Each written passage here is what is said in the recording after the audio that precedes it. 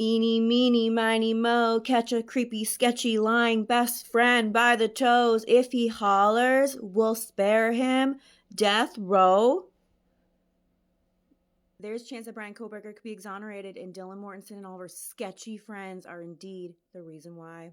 Sketchy because they have all been caught lying since the beginning, and the internet is not done talking about it until all the right people are behind bars.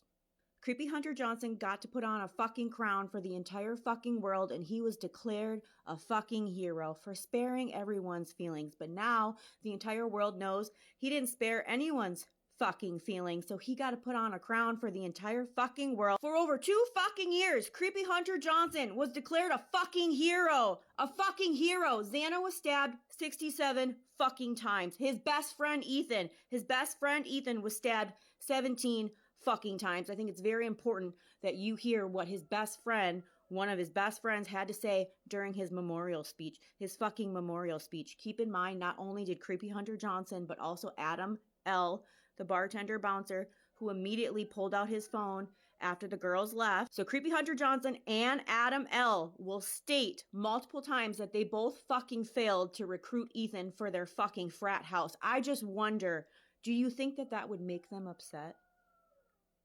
Hello, my name's Hunter Johnson.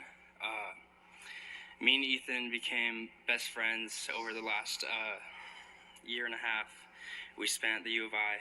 He was the first person I talked to during Rush that year, and I knew immediately that he was someone that I wanted to be friends with and someone I wanted to join my house.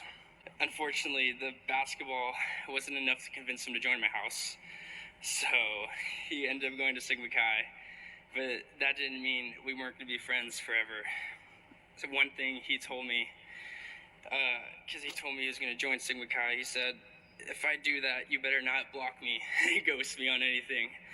And I couldn't believe he said that, because I just knew I wanted to be friends with him for a long time. He would never get upset. You couldn't upset him ever. And one time we went to play 18 holes, and he wanted to bet money every hole, $2 every hole. If you won the hole, you got $2. If you tied, you didn't get it, it just turned to $4 the next hole. And I remember he won the first hole. He whooped me, actually, that first hole, and I remember him being so happy, and he was pretty confident going up to the next hole. Unfortunately for Ethan, I ended up winning the next 17 holes.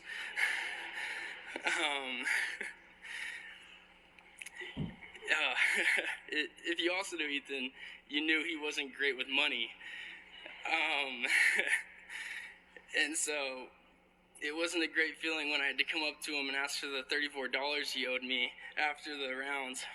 Now that you heard Creepy Hunter Johnson speak about his best fucking friend, that's the only story, that golfing story is the only story that he goes into detail. That's the only fucking story. He seems to be very much, I mean, you guys, why don't you guys tell me, how do you guys feel about listening to that story of him talk about his best fucking friend and going, 18? And he won 17? Ethan was stabbed 17 fucking times. Captain Roger Lanier and maybe other officers will go address the public and say that this was a targeted attack, but they give the public absolutely no reason. And I do believe Captain Roger Lanier is the one that tells the public, you're just going to have to trust us. Trust them, but then they put Bryan Kohberger behind bars for a quadruple unaliving with absolutely no fucking evidence. They allege that touch DNA matched Bryan. There was no trace of Bryan inside that fucking house. No trace of any of those 4 beautiful souls inside Bryan's car.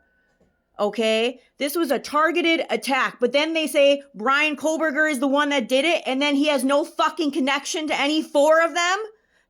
Okay, let's trust them. Here's one of my biggest questions with Creepy Hunter Johnson. He stated on One Night in Idaho that he left his phone there and that Dylan and Maddie took like 1 million pictures on his phone.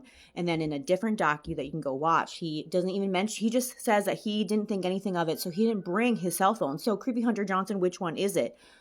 Obviously, he can't have his cell phone because he would be the one to call 911 when he arrives. That would make too much sense. But here's my question. He stated he left his cell phone in that house. So, creepy Hunter Johnson, when did you grab your cell phone? Was it before or after you checked on your fucking friends? Was it before or after you grabbed the fucking knife? Was it before or after you put the knife back on the beer pong table? When did you grab your fucking cell phone? And here's my question. How was he able to grab his fucking cell phone and leave with it? Isn't that part of fucking crime? Isn't that part of evidence? That's part of a fucking crime scene. It was found in the fucking house. Excuse me, I have questions. Shouldn't we have Hunter Johnson's phone record? Shouldn't we have anything? Shouldn't we have everything in Hunter Johnson's phone because it was in the fucking house? So I'm just curious. Can somebody please answer that question? I do believe that his cell phone is part of evidence because it was left in the house. That's what he said. His own words, not mine. It was not a quiet night in Moscow. In fact, it was the exact fucking opposite. It was loud. It was active, and the internet is this fucking close to figuring out what kind of exculpatory evidence does Bethany Funk have that could prove Brian's innocence. The same Bethany Funk that can prove Brian's innocence is the same Bethany that got it in writing that if she has to go back to the state of Idaho, she cannot be arrested.